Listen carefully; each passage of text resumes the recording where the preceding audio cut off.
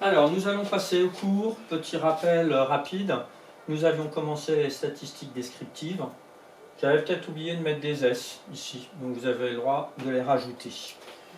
On avait donc vu le vocabulaire avec données, caractères, individus, population. On avait vu quelques exemples.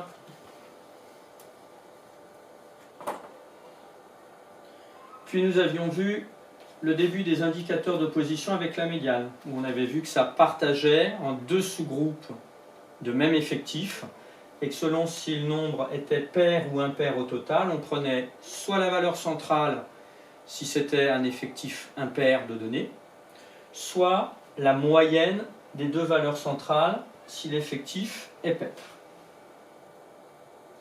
On avait vu un premier exemple où c'était impair, on prenait la valeur centrale, et un deuxième exemple où c'était pair et on prenait la moyenne des deux.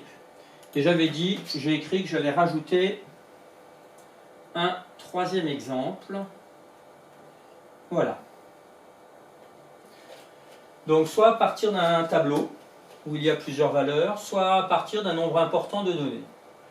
Et là, c'est une enquête, un sondage sur 50 personnes. Combien avez-vous de casseroles dans votre cuisine? Les valeurs sont les suivantes.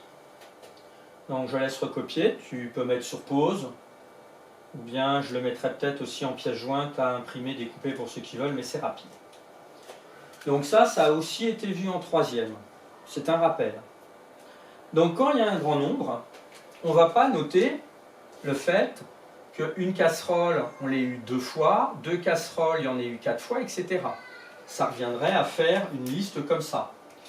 Donc, si on les mettait ordonnées, il y a 2 fois une casserole, puis après 2 casseroles, on l'écrirait 4 fois, puis 3 casseroles 10 fois, etc., etc. Tu as compris, ça va être très très long. Surtout qu'il y en a 50. Et 50, c'est pas beaucoup en statistique. Donc, ça, on ne l'écrit pas, mais on va utiliser, comme vu en troisième, les effectifs cumulés croissants. Donc, on va cumuler. Cumuler, petit rappel, ça veut dire ajouter. Et de manière croissante. Donc, je vais prendre la première colonne de mes effectifs. Là, j'ai rien à cumuler, c'est la première. Je mets 2. Ensuite, je vais cumuler. Donc, je vais faire 2 et 4. Je continue à cumuler, donc j'ajoute 10. Ensuite, je vais ajouter 7. Ensuite, je vais ajouter 15. Puis 12. Et je dois bien arriver à l'effectif total de 50 à la fin. J'ai tout cumulé. Et donc, c'est grâce à ces effectifs cumulés-là que je vais pouvoir déterminer la médiane. Là, il va falloir être très attentif.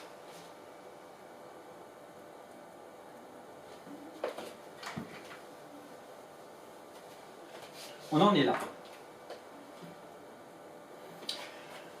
Nous, on va partager, comme d'habitude, notre effectif en 2 pour la médiane. 50, c'est pair, donc on va avoir 25 données et 25 autres données, comme je l'ai mis ici. Là, en fait, on les a cumulés au fur et à mesure. Donc, nous, on va devoir trouver, comme c'est pair, entre la 25e et la 26e. Entre la 25e et la 26e. Et on en fera la demi-somme. Donc là, on a 2 casseroles, 6 casseroles, 16 casseroles, 23 casseroles quand on en est là. Donc notre 25 et nos 26e casseroles, elle va se situer ici. Donc, je remets la phrase, la valeur médiane est la moyenne de la 25e et de la 26e valeur de la série ordonnée. La 25e, elle serait ici, la 26e aussi. Qu'est-ce qu'on lit pour la 25e et la 26e? On lit que c'est 5 casseroles. Donc la 25e, c'est 5 casseroles. La 26e, c'est 5 casseroles. Divisé par 2, ça fait 5 casseroles. Si tu veux, sur ton brouillon, tu peux essayer de tous les ranger comme ça jusqu'à la fin, jusqu'à finir avec 6 casseroles. 6 casseroles, tu l'auras 12 fois ici. Et puis après, tu partageras ici 25, 25, et tu verras qu'ici, ta 25e valeur, tu devrais arriver à un 5, et ta 26e valeur, tu arriveras bien à un 5. Donc, la moyenne de ces deux valeurs centrales, c'est bien ce qu'on a fait ici, ça donne 5.